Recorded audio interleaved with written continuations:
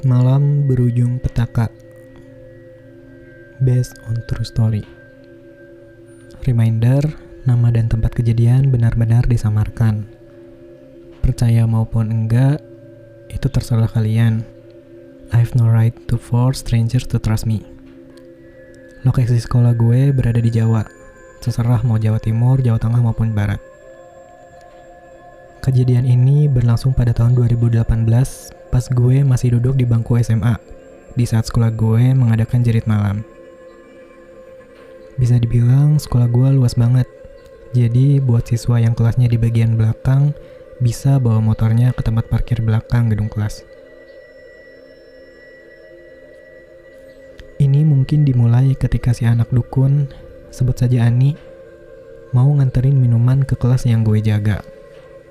Masih sekitar jam 21.00 kalau nggak salah. Dia sambil ngegendong tas yang isinya kelihatan penuh gitu. Awalnya gue bodo amat sama yang dibawaan itu. Tapi kepikiran, ngapain ya anak bawa tas berat gitu?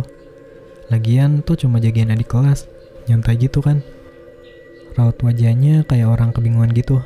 Pas sampai di depan gue, dia ngasih minuman ke gue sama teman gue. Abis itu dia langsung cabut.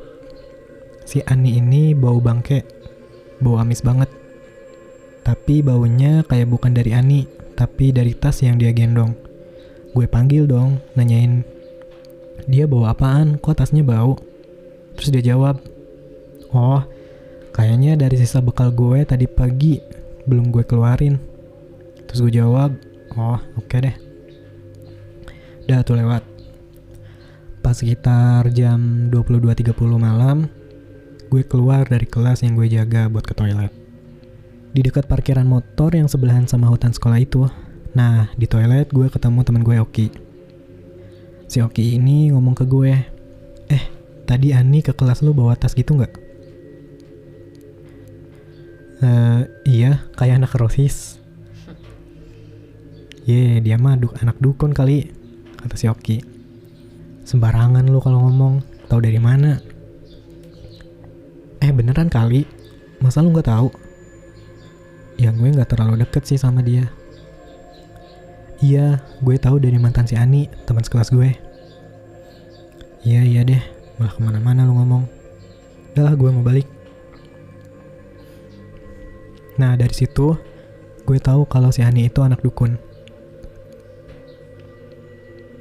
Gue tuh bodo amat sama hidup orang, apalagi yang gak deket sama gue.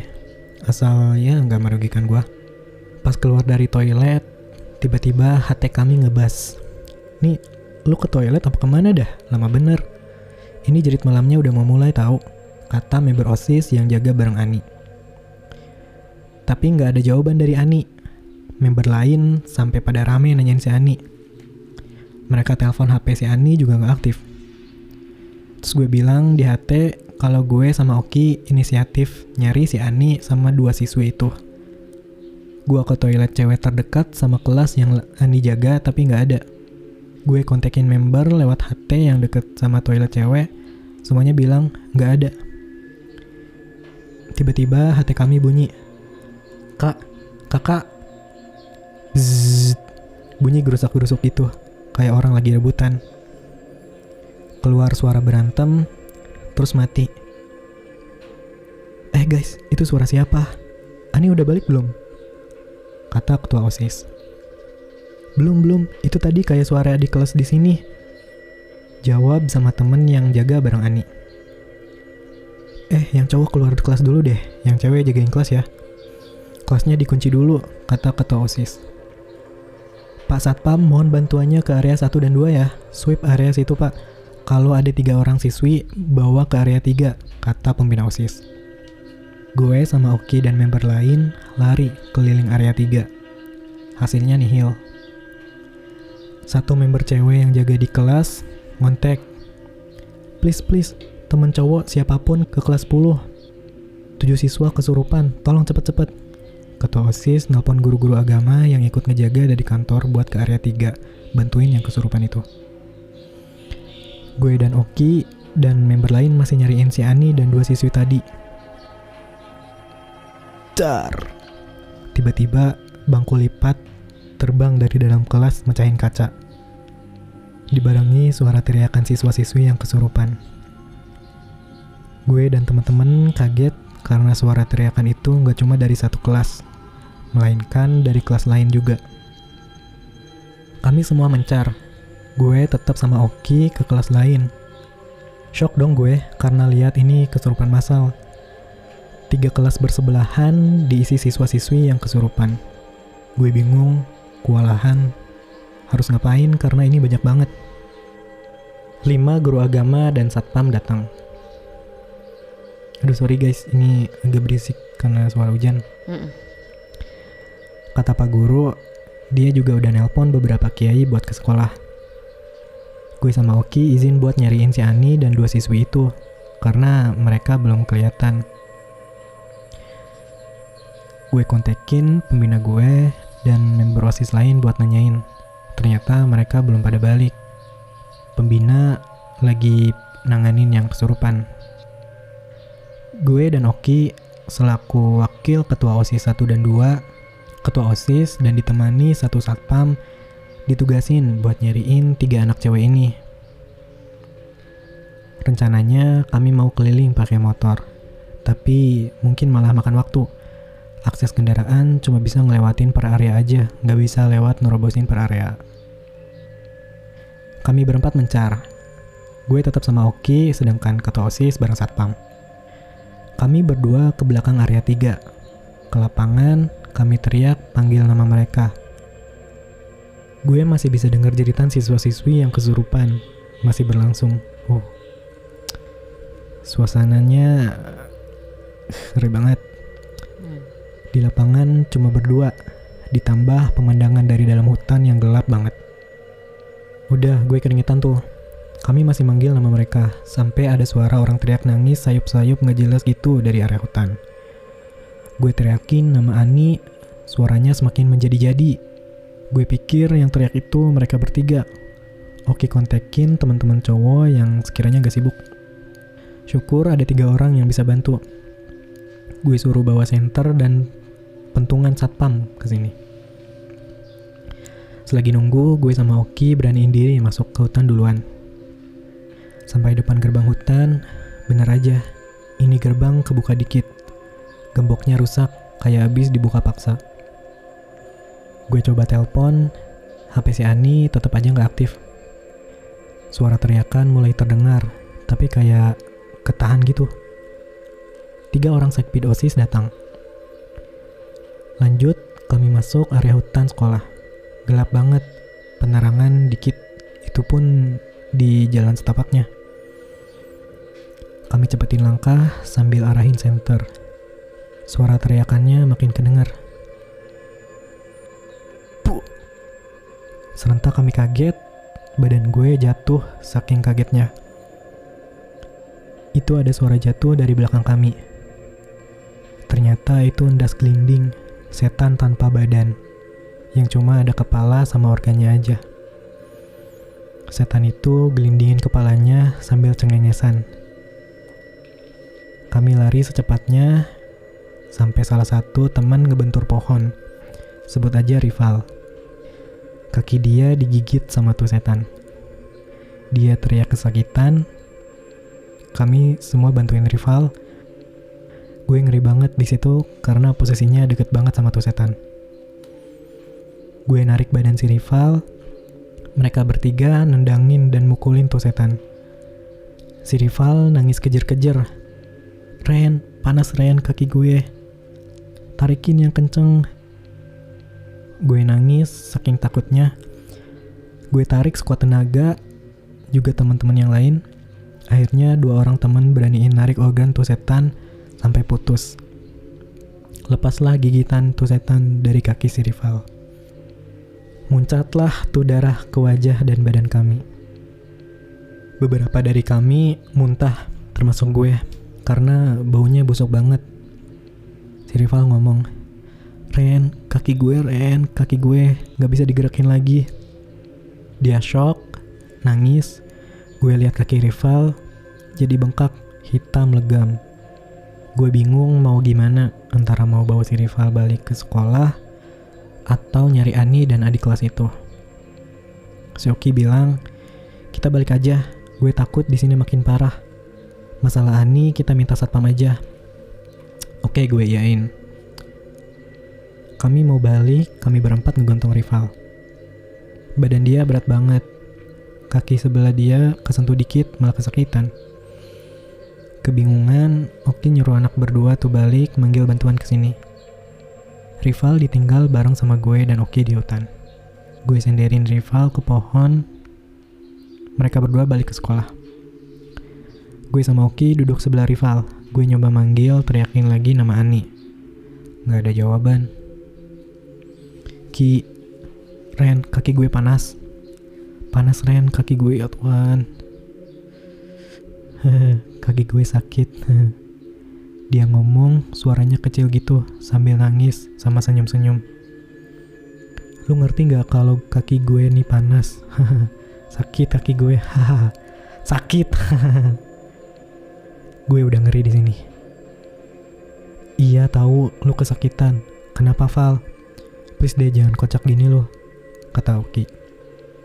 Si rival tiba-tiba lompat ke Oki sampai nindihin badan dia. Kaki gue sakit, masih nanya kenapa? Val, sadar Val. Lu ngapain kata gue. Dia ngedorong gue, lalu dia ngomong, kalian udah salah dari awal. Gak pantas kalian di sini. Manusia gak guna. Gak pakai lama, gue pukul kepala si rival pakai pentungan satpam tadi sampai dia pingsan. Gue gemeteran. Gue yakin barusan dia kesurupan. Gue saat itu udah nyerah, pengen balik.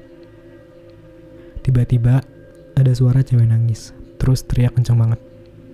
Ren, itu Ren, kayaknya itu si Ani Ren. Ya terus si rival mau lu tinggal?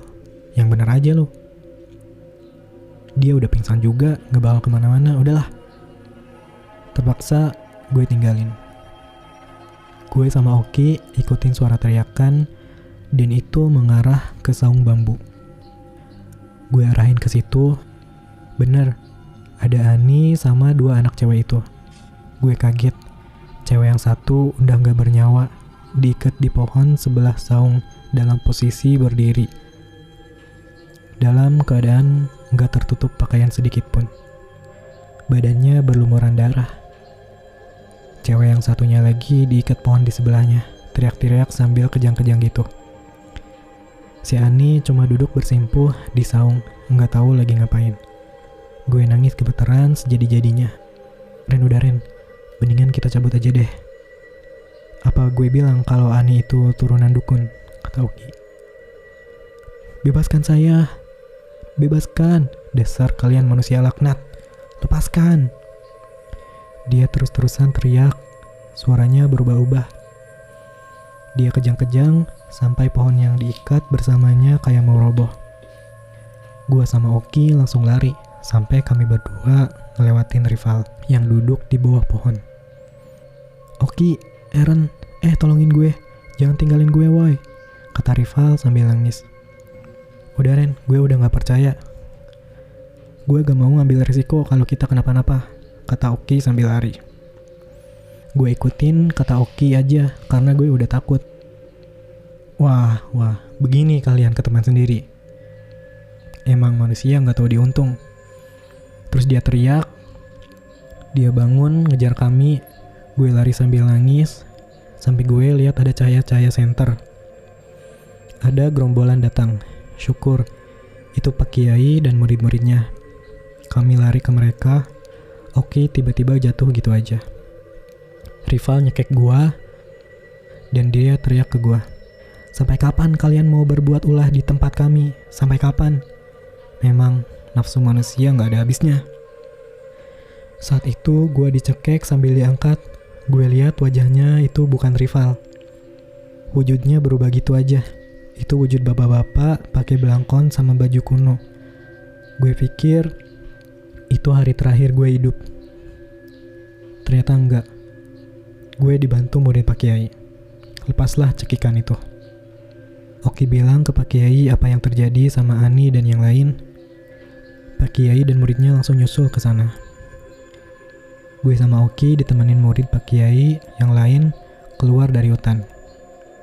Kami keluar, gue ngeliatin jam, ternyata masih sekitaran jam 2 pagi. Ada teriakan dari dalam hutan, rame, kayak orang lagi berantem. Entah apa yang terjadi di sana.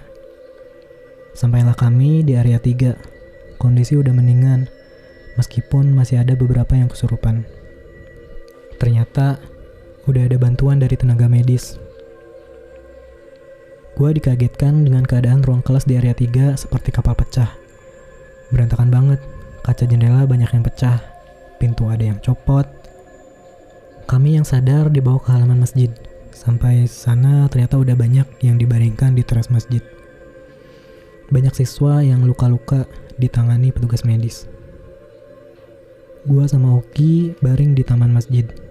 Saking capeknya, gue siramin badan di keran taman masjid karena gue bau gara-gara ngompol pas di hutan. Gua trauma masih keinget kejadian di hutan sekolah. Sampai akhirnya masuk waktu subuh, siswa-siswi disucikan, dikasih air minum per botol yang udah dikasih doa-doa. Beberapa sholat subuh berjamaah. Setelah cahaya matahari muncul, kami dipulangkan ke rumah masing-masing menggunakan mobil bis sekolah. Sekolah diliburkan selama semingguan untuk disucikan. Dan setelah seminggu kami masuk sekolah, kami yang terlibat kejadian waktu itu dikumpulkan di aula. Kami semua didoakan kembali, berdoa bersama agar tidak terjadi kejadian seperti waktu itu.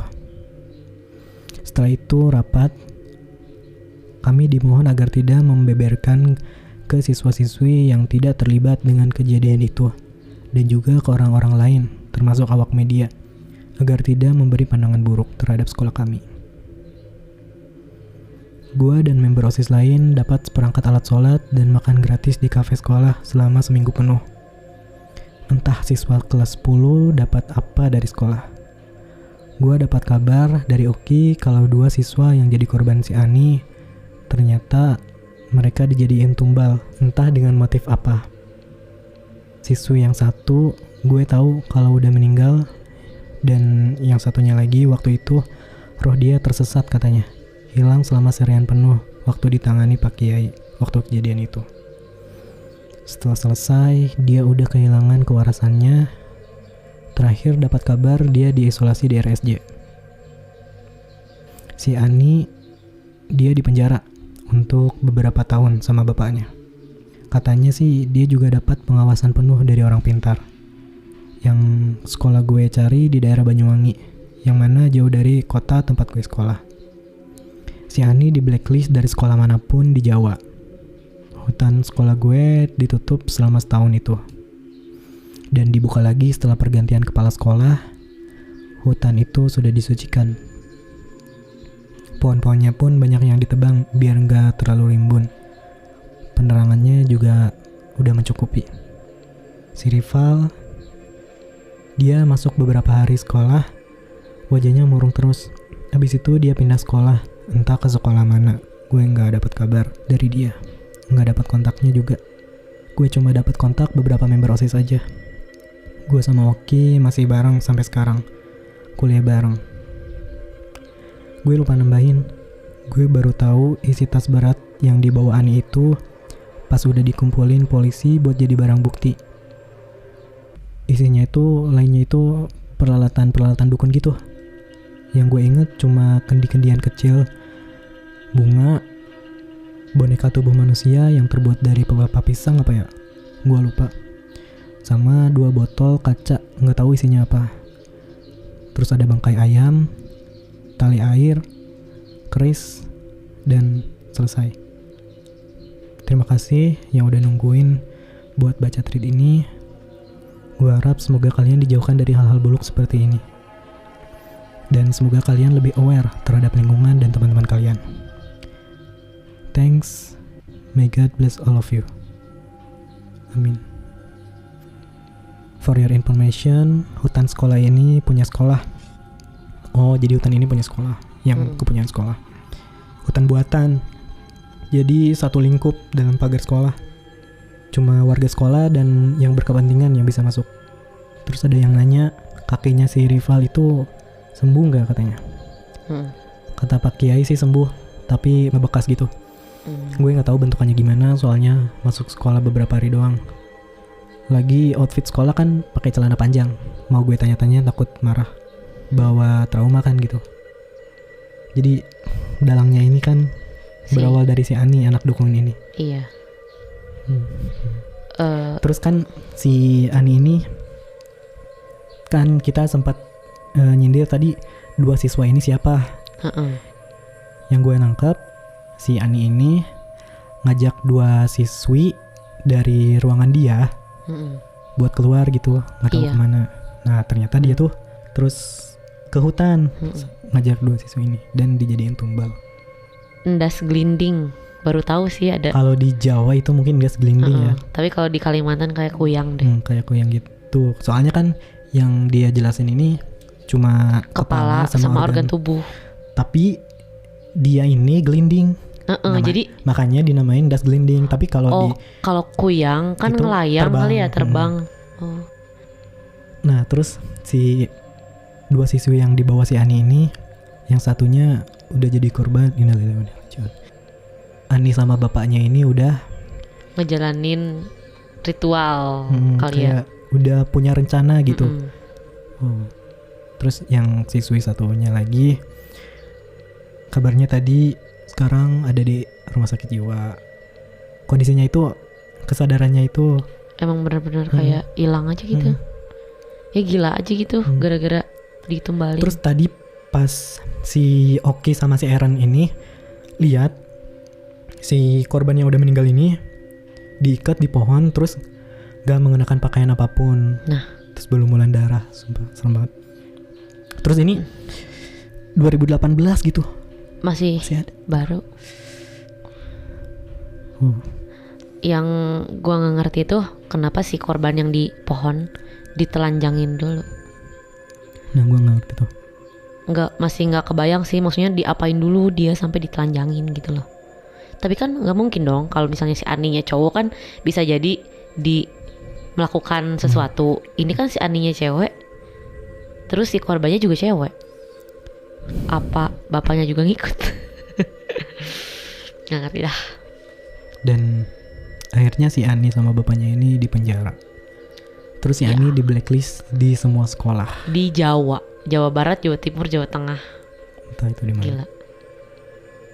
Ani ini kan cuma nama samaran. Iya sih, benar. Maaf ya buat kalian yang namanya Ani. Jangan tersinggung gitu.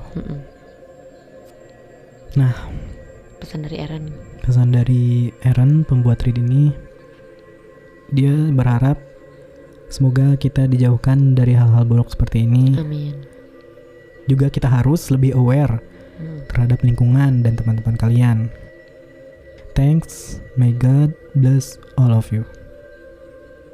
Buat teman-teman yang pengen kirim cerita horornya atau punya cerita horor, kalian bisa banget DM ke Instagram kita di @podcastsemihoror. Bisa melalui ketikan ataupun voice note ya di DM. Terus kalian juga bisa kirim cerita ke email kita di podcastsemihoror@gmail.com. Dan jangan lupa juga follow Podcast Semi Horor di Spotify.